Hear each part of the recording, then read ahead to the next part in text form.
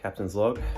It's about 7:30 in the morning, March 14th, 2023, which is a rum day, but I have not filmed a video yet, so I guess we're drinking some rum real early in the morning.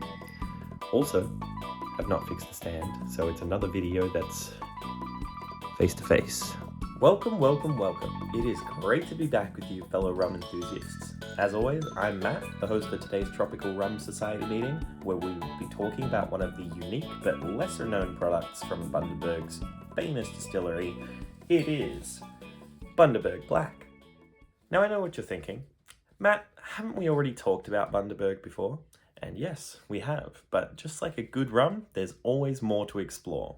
And oh boy, do we have a lot to explore today. If you end up enjoying today's exploration, why not give the video a like? Maybe even comment. Subscribe if you haven't. And if you have subscribed, you're in good spirits.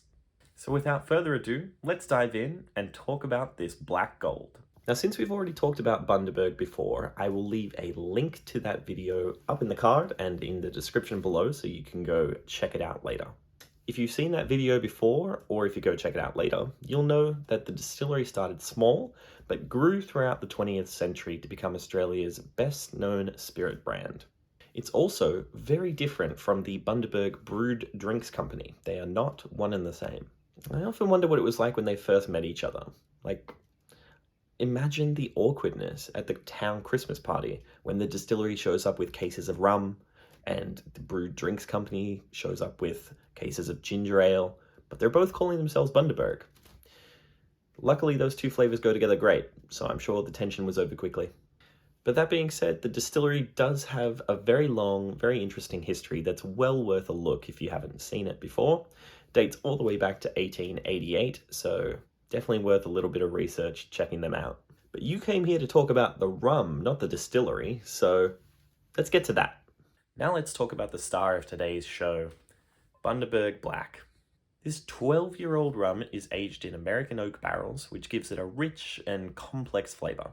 It's sitting at the stock standard 40% ABV, which is a few percentage points higher than the classic Bundy, but it definitely gives off a much more refined vibe that we will talk about when we get to its appearance. Despite its elevated look, Bundaberg Black is still reasonably priced, making it a perfect choice for someone who wants to indulge in a little bit of luxury without breaking the bank. You might be wondering, this sounds pretty good. Why isn't it more popular? Well, my friend, that is a mystery I do not have an answer for. Maybe people are just intimidated by its dark and mysterious appearance. Or maybe they just don't think they can handle the refined taste. Fear not, fellow rum enthusiasts, I am here to guide you through this delicious journey. So let's start with a feast for your eyes by taking a look at the bottle. The bottle is that classic shape we know and love from Bundaberg, but the label gives it a little bit of a twist. This label is much fancier than the classic Bundy, with deep black and copper accents that make it look like it belongs on a high-end shelf in a fancy bar. There's a field of sugarcane with just the hint of a little sunset up in the top right corner, which isn't much, but it gives it a depth and refinement that you don't find on the classic Bundy label. Also, let's not forget the star of the show, Bundy our Bear, who still graces the front of this bottle with his presence. I mean, he's practically an Australian icon at this point, and I'm pretty sure he's the only bear I would trust to pour me a drink. I would also include the Coke Bears on that list, but if you've ever seen the ad where they're just fumbling it all over the place, I don't know if it would actually make it to me. Speaking of making a drink, I think it's time to get this one in the glass, and yes, we would be doing it one-handed again today, so here we go. Luckily for me again, it is also a screw-off top. I don't know what I'm going to do if we get one that has a cork to it. Oh, and this one, significantly more challenging than last one, but it's open. All right, this one's a little bit higher than the other bottle was, so good.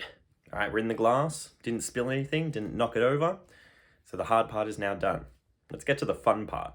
With respect to the actual liquid itself, it is a beautiful deep brown, and it's quite mesmerizing. As you hold it up to the light, you get little hints and tinges of reds and golds. It's a really nice color. It's like a sunset in a glass almost. In fact, maybe that's why they put it on the label. Perhaps sunsets in Bundaberg look exactly like this. Or at least that's what I'm telling myself, because there is a dark, cold, grey looking sky out the window here in Melbourne. Now, I could stare at this all day, but that would not be good for you to watch, and also would probably mean that I don't get this video out in time. So, let's have a smell. All right, time for the nose, the part where I get to stick my big old schnoz in this glass and just take a big, generous whiff. Don't worry, nobody's judging you for taking a big inhale and making some strange faces. Or at least I assume so if you're watching this by yourself. But if you're watching with friends, take a look around. See who looks the strangest. Don't let them know, because that would be rude. But come back and let me know in the comments later. So what do we have here? I'm picking up dark sultana. There's kind of cloves and spices and oaky notes.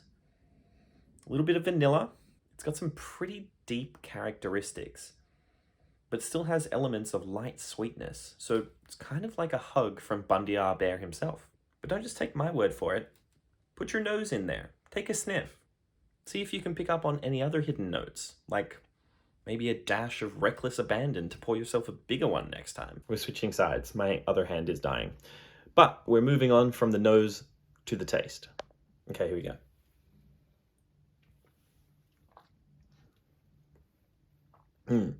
Who doesn't love some 7:30 in the morning rum? As soon as this rum hits your tongue, you're greeted with a sweet flavour, and it's almost the sort of feeling you get when you see a cute little puppy and it's almost impossible not to smile. And if you don't get that, well, then you're probably a bot, so I'm going to need you to stop spamming people and get out of my comment section. There are notes of licorice that are coming through, but don't worry all you non-licorice fans, it's not an overpowering flavour. As you continue to savour it, you'll notice that there are spicy notes of cinnamon and black pepper, and I get a little bit of ginger in there as well. It's like a warm hug from your grandma after she's done baking for the day. And no, don't ask me how I've met your grandma. The finish is lingering with a lot of oak character, which is not surprising considering this has been in a barrel long enough to be a tween. So what's the verdict on Bundaberg Black rum? Well, it's a little bit more alcoholic than your Bundy original, but just barely.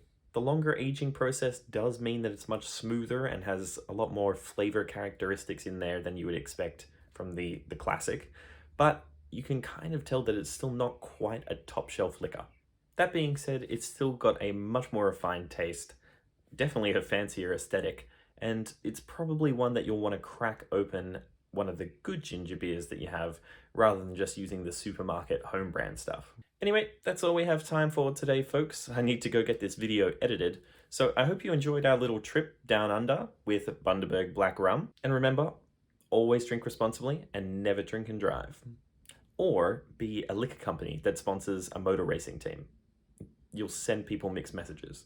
While you give the video a like, I'm gonna get this one finished off. And then I'm gonna go put the bottle on the shelf while you hit subscribe so I can see you in the next meeting.